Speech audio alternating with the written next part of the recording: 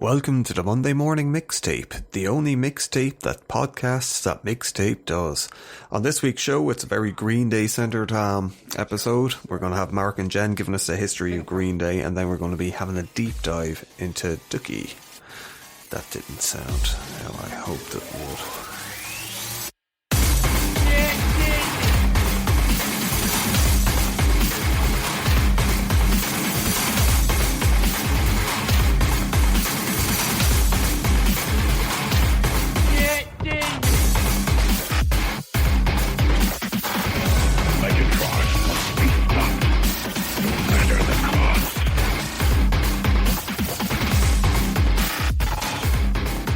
On this week's show, we're talking about Green Day and everything Green Day related, really. We're going to start off with the history of Green Day. Well, kind of a quick overview of the history of Green Day. They've been going since 1987, so it'd be about an hour and a bit if we went into every minutiae and whatnot. But this is more of a whistle-stop tour of it, and kind of a way for people who don't know much about Green Day to get into Green Day. And later on in the show, we'll be talking about their first real big breakout album for them, Dookie. So yeah, they formed in 1987. What would become Green Day formed in 1987. It was originally just Billy Joel Armstrong and Mike Dirnt. Trey Cool would come into the fold in 1991, and that would be when Green Day really became Green Day. But the foundations of Green Day came together in 1987 when they were only 15. Wow, I didn't realise they were that young. Yeah, they hadn't signed a label at that time. I think it took them it was 2 years after that they signed with Lookout Records. Smaller record label, but they signed with that, and they had middling success with their first couple albums. But yeah, they even when they first started out though, they weren't known as Green Day. They were actually known as Sweet Children. Sweet Children? Yeah. Oh god, that sounds creepy. Especially it would have been a name that kind of aged like milk as they got older, wouldn't it? Definitely, it would sound to me like a bunch of, yeah, pedophiles, basically. But their record producer at the time suggested maybe they change their name. He wasn't even saying it for that reason. He was saying it because there's bands with very similar names out there already. Fair enough, but as well as that, I wonder if they'd kept that name. As good as their music is, for me, I don't know if I would be attracted to that name at all. See, that's always a thing, though, isn't it? Where you're not sure if, because you're used to it, you just associate the name with it, or if the name... Because we talked about it previously with Epica and how they were originally named Sahara Dust, and that just sounds wrong now. It does. But it's probably just more so that we're used to that name and now. It's synonymous with their music, I suppose, because the name... I wonder kind of who does come up with the names, and it's probably an amalgamation of people who are like, oh, does this sound catchy enough? Well, the three of them came up with the name Green Day as well. It was they actually had a song called Green Day as well, based on their love of cannabis or weed. Nice. And they just were like, yeah, let's call our band that as well. And as I think at this stage it was 91, so they would have been 18, 19 around that time. They're starting to come into themselves, coming into themselves, and they name it that. And it's funny though, in around 2001, Billy Joel Armstrong came out and said he's not really a fan of the name anymore, but he can't really change it now. There's so much momentum. It would just... There'd be uproar. Exactly, yeah. But absolutely, and that man never ages. It's kind of scary, you can see it in the eyes, though. He's seen things. True, but even ever since we were kids... obviously we've known about Green Day because they've been around since before either of us were kind of, alive. Yeah, basically. But Billy Joel Armstrong, he just, for me, since I was 4 years of age to right now, he just doesn't seem to have aged at all. I think he's a vampire or something. Probably is a vampire, yeah. Yeah. Definitely a vampire. But yeah, I'm going back to that. What I was saying is they released, I think it was one EP. Mm-hmm. At first, before they really kind of came together as Green Day, 1,000 hours, and that it had very, very small, very limited success, and wasn't really a breakout one. And then they, as I said, in 1990, brought on Trey Cool as the drummer, which replaced their previous drummer because he was going to university at the time. Okay, yeah. They brought him on originally as just a temporary replacement, but as the things went on, Trey Cool took over as full-time drummer, and what is his name again? John Kiefmeyer stepped down, kind of graciously accepted that. I always find this weird. Like when I was looking it up, a lot of the articles were like he graciously accepted. I was like, that's a very odd. Sounds phrasing. like he was kind of pushed out because Trey Cool was actually possibly a better fit. Possibly, or just. But we have found that with other bands and places that we've reviewed that, like, you know, they go through changes within their band and they find what works best. And the quality of their music might get better or worse, but, you know, from changes within their bands, their sounds do seem to change. So obviously Trey Cool was a good fit for them. Well, yeah, like any album you've heard now, like of Green Day's, will have Trey Cool being the drummer of it. Because it was like the switch really happened before they even became famous. Well, even before they became slightly well known. Yeah, okay, so well before they became famous then. Yeah, because their first album, like under Green Day, was 39 Smooth, and then that was the first album they also recorded with Trey Cool. Oh, okay, and that was really the kind of the crystallization of them as a the trio. Of Billy Joel Armstrong, Trey Cool, and Mike Dirnt. And they've had others come in and out for touring back up and even just as actual in the recordings. But it's been pretty much them as the trio. The core trio throughout the years. None of them have really stepped out since they kind of formed, but they've had other people maybe step in as well. Which does help, I think, with the solidification of their sound and their name when you have specific main parts of a group permanent. But tell me more, because as much as I love Green Day, I thought I knew more than I actually do. I'm realising that I don't know as much as I thought I did.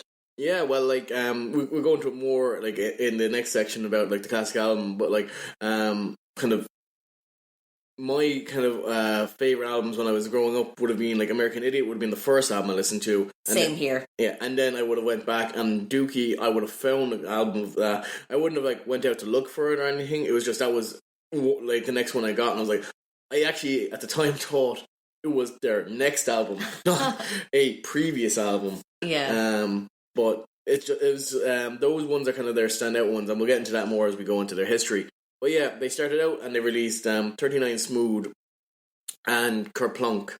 And this was really the start of their success. They had like a kind of a middling success, especially after Kerplunk. They started becoming known in the kind of like underground scenes, and their names started to be getting bandied about and whatnot.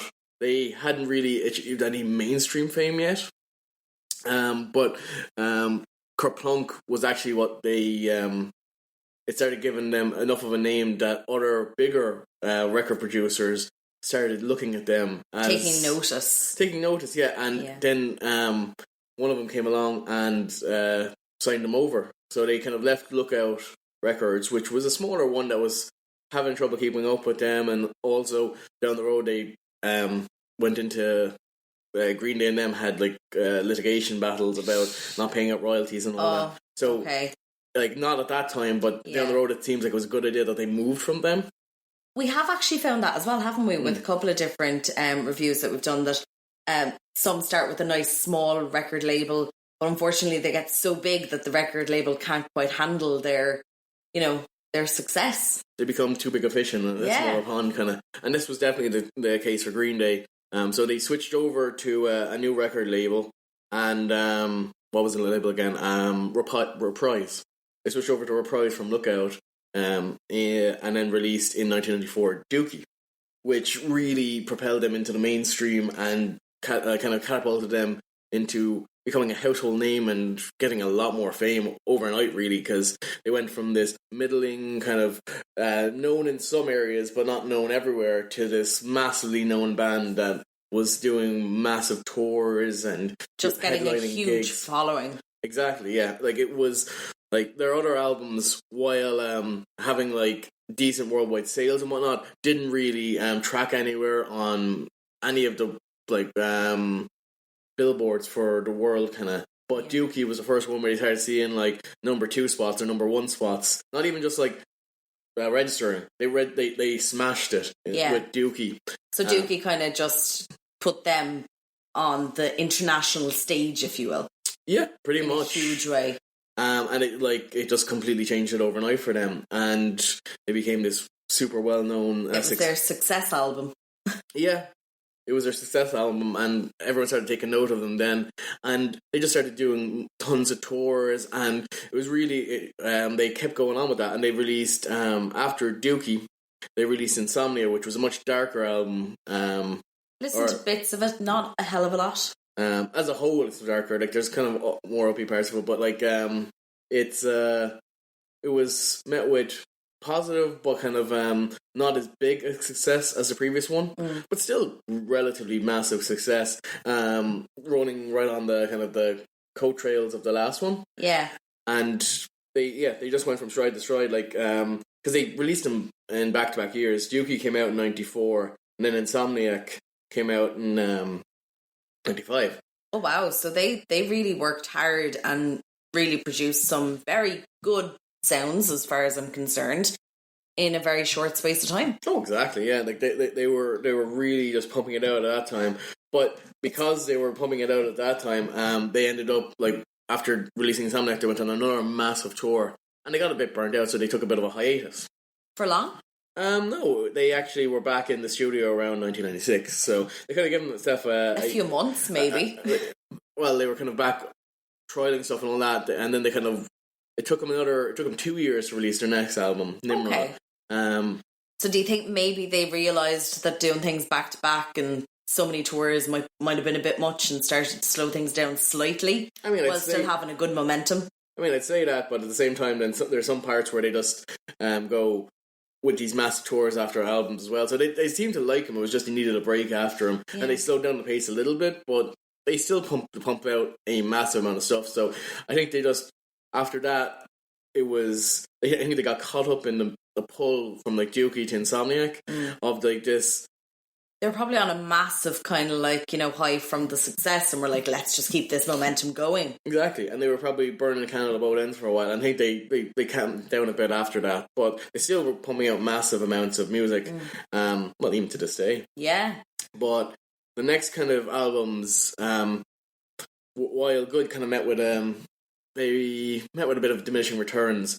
It was after they came back from their hiatus. In 1997, they released Nimrod, which, while still kind of positively reviewed and whatnot, it was not as positively reviewed, and it wasn't hitting as much sales. Now, I'm saying like a lot of people say it's a decline, but they went from like triple platinum to gold. They're still hitting it pretty well. So they're kind of probably, hardcore fans, people who love them probably enjoyed it, but they may not have like hit quite as big numbers, obviously, as before. But they still had a decent following for that one particular album. Exactly, and the same with Warning. It was just the...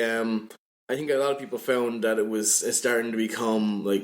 We're assuming that, okay, Dookie and then Insomniac were kind of their peak, and we're starting to see him kind of taper off now. Because it's hard to keep getting better and better, to keep, like, churning out, brand new music that's completely kind of new and also sound that can like break or be compared to your previous work, because like the more work you put out, the more difficult it becomes, because everyone's comparing it to what you've done previously. Absolutely. And that kind of, it's hard in a way, isn't it? Because when you start off, you want to be fantastic, but if you start off on a high, you just have to keep climbing and keep getting better and better. And I suppose after so many years of producing, that actually does become a little bit of a challenge. It does. And some bands are just not able to keep up with it. And they move from like being the biggest thing ever to kind of the middling thing. And then they're like sidelining and then they fade into obscurity. Unfortunately, that can be the case for some bands. But lucky enough, Green Day was an exception to that rule. They, after Warning and people kind of saying you're starting to kind of grey out or something like that, or seeing the mixed reviews, relevant in a sense, they went back to the drawing board and pretty much came out with what is probably still to this day one of their most well-known albums of all time. And my favourite album. Yeah, it's a great album though. Like it's